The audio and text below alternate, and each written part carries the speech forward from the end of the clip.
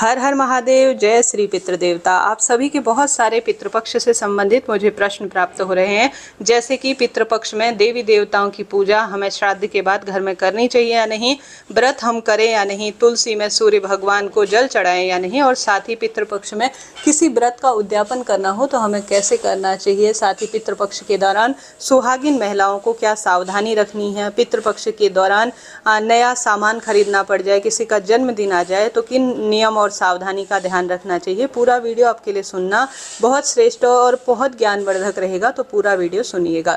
देखिए, जो पितृपक्ष के 16 दिन होते हैं, इनमें हमारे जो पितृ देवता होते हैं, जिनका स्थान देवी देवताओं के ही बराबर है, वह धरती पर आते हैं, विचरण करते हैं, और हमारे द्वारा जो अन्न दान किया जाता है, जल दान किया जाता है, वस्त्र दान किया जाता है, तर्पण किया जाता है, दीप दान किया जाता है, उसे पाकर वह तृप्त होते हैं और खूब आशीर्वाद देकर अपने लोक की ओर विदा होते हैं, और साथ के साथ पितृ तृप्त होते हैं। तो घर में वंश वृद्धि होती है, बच्चों के विवाह, कर्ज की समस्या या कोई अन्य दिक्कत चल रही हो उससे पूर्ण रूप से निदान होता है और सर्व सुखों की स्वतः ही अनुभूति हो जाती है। तो आप सभी को श्रेष्ठ रूप में अपने घर पर जरूर से पितरों के निमित्त जल का दान, वस्त्र दान, अपनी इच्छा सामर्थ्य अनुसार पितृ देवताओं की पूजा ध्यान करना चाहिए।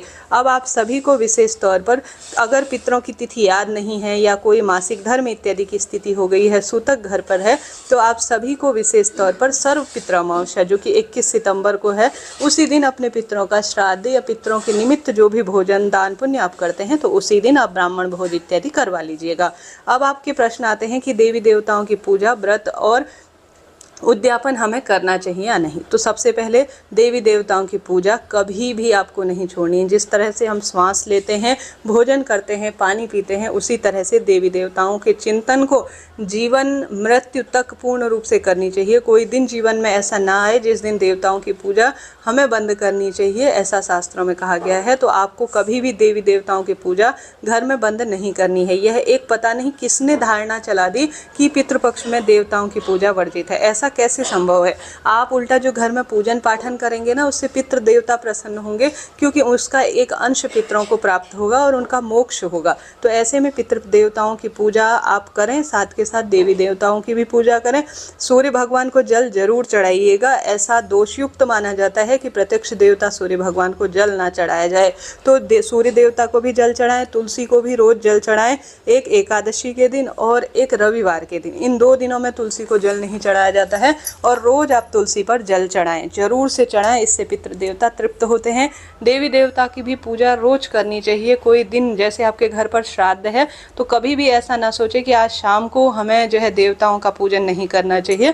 यह दिन देवताओं की और पितरों की दोनों की पूजा के लिए होते हैं। घर में किसी की आज के दिन जो मृत्यु है वह नहीं हुई है जो देवताओं के आगे दीपक ना लगाया जाए, ऐसा हो ही नहीं सकता। यह तो जो 16 दिन है पितरों के तर्पण के लिए हैं, कोई हम पर सूतक नहीं लगा है। इस चीज़ को आप नोट करते हुए चलिएगा। इसके बाद प्रश्न आता है कि हमें अपने व्रत का उद्यापन करना चाहिए या नहीं। देखिए, व्रत तो आप कंटिन्यू करें, परंतु कोई नया व्रत आप शुरू ना करें, इस बात का आप ध्यान रखें। नया व्रत अगर आप शुरू करते हैं तो वह शुभ नहीं माना जाता है।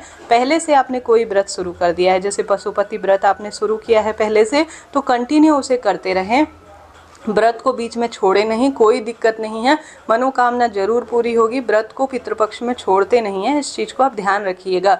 और साथ के साथ आप सभी जो है उद्यापन अगर संभव हो तो 16 दिन रुक जाएं, पितृपक्ष समाप्त होने के बाद आप अपने व्रत का उद्यापन कर दीजिएगा। अगर ऐसा संभव नहीं है कि आप सभी 16 दिन तक जो है रुक सकते हैं, तो उद्यापन भी करने में कोई दोष नहीं है। कार्य पहले ही शुरू हो चुका है, तो उसे पूर्ण करने का किसी भी स्वरूप में कोई दोष नहीं कहा गया है। तो कार्य पूर्णता में कोई दोष नहीं है। संभव हो तो रुक जाएं, नहीं तो पूर्ण कर सकते हैं, उद्यापन भी किया जा सकता है। देखिए, यह 16 दिनों में बहुत भारी संख्या में उत्सव नहीं किया जाता है, खूब चकाचौंध नहीं की जाती, परंतु सामान्य स्वरूप में यज्ञ, हवन, ब्राह्मण भोज, अपना पितृ तर्पण, देवी देवताओं की पूजा और यह सब काम हो सकते हैं। कोई चिंता टेंशन की बात नहीं है। अब आप सभी को बाल धोने चाहिए या श्रृंगार करना चाहिए या नहीं, यह प्रश्न आता है। तो देखिए, श्रृंगार करने का कभी भी, देखिए जो सुहागिन महिला है उन्हें श्रृंगार को तो कभी भी छोड़ना ही नहीं चाहिए। यह किसी भी वस्तु से जुड़ा हुआ नहीं है, यह आपकी समृद्धि के लिए किया जाने वाला कार्य है, तो आप जरूर से इस कार्य को कीजिएगा। खूब अधिक श्रृंगारित ना होइए, खूब चकाचौंध ना करें, खूब लाल पीले ऐसे कपड़े, ऐसा नहीं, सामान्य सरल तरीके से मांग भर सकते हैं, बिंदी लगा सकते हैं, इसका कोई दोष नहीं है। नए सुहाग सामग्री को 16 दिन थोड़ा कम खरीदिएगा, शांतिपूर्ण जीवन जीजिएगा, जो पहले से उपलब्ध है उन सब चीज़ों को आप कर सकते हैं, कोई दिक्कत नहीं है।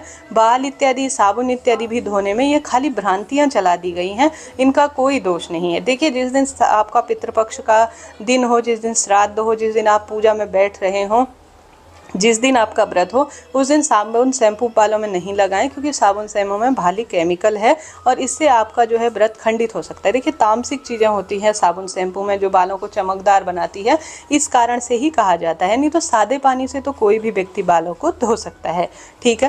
तेल भी लगा सकते हैं बालों में, कपड़ा भी धो सकते हैं, सब कुछ कर सकते हैं। खाली इन फालतू की बातों में मेरा तो यही मानना है कि कुछ भी नहीं रखा है। साफ सफाई, ये पुरानी जो बातें हैं वह आज के दौर में लागू होती ही नहीं है। हम बाहर निकलते हैं, दुनिया भर का पसीना होता है, साफ सफाई करने में, नहाने में, बाल धोने में, तेल लगाने में, इनमें कोई दोष नहीं है। बस तामसिक चीज़ों का आपको प्रयोग नहीं करना है।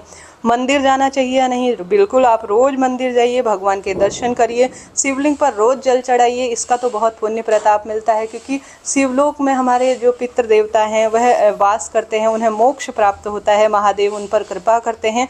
अधोगति में है तो वह तृप्त होते हैं। तो रोज़ गंगा जल मिश्रित जल आपको शिवलिंग पर चढ़ाना है और बिल्कुल चिंता टेंशन आपको नहीं करनी है। तो इस तरह से आप सभी को रोज़ पूजा करनी है, रोज़ अपने दरवाजे पर दीपदान करना है। इससे पहले चैनल पर दीपदान कैसे किया जाता है इसका वीडियो आ चुका है।